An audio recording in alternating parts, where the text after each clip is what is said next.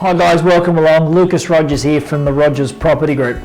Well, it's been a very big 4 weeks for property investors and the economy in general around Australia.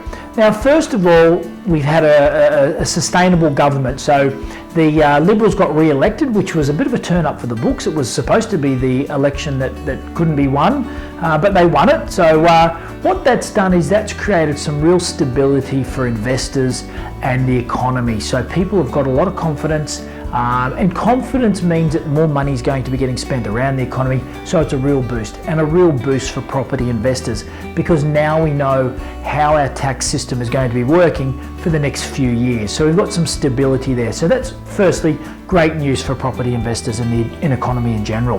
The second thing is interest rates. Interest rates, after 3 years of being on hold at 1.5%, have now dropped to 1.25% as the RBA's cash rate.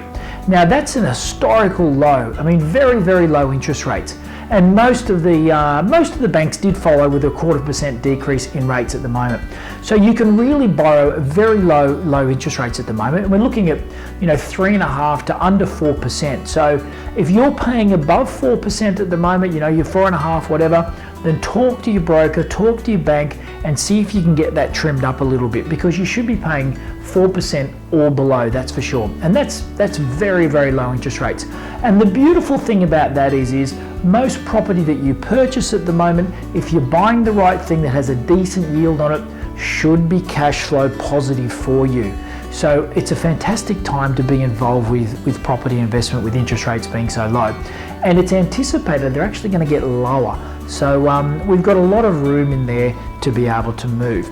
And thirdly, another big bonus for property investors is the buffer rate that banks use to calculate loans out. So if I've got $1 million in borrowings here and I'm paying, say, a 3.5% interest rate, the banks, if I want to refinance or I want to try and get some more lending, the banks are going to look at my loan that I'm spending 3.5% on and class that as 7.5%. And we call that a buffer rate.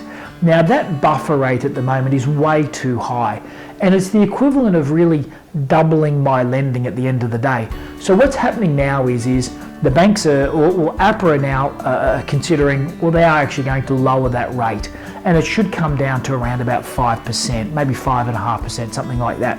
So what that means is people that haven't had borrowing capacity over the last 2 years because of servicing problems, the ability to be able to cover their lending, they're going to now be able to get into the market. And what that means is, it means that we're going to have more demand in the property market, and we should see prices start to increase again. So it's been a really, really strong 4 weeks for property investments and the economy in general.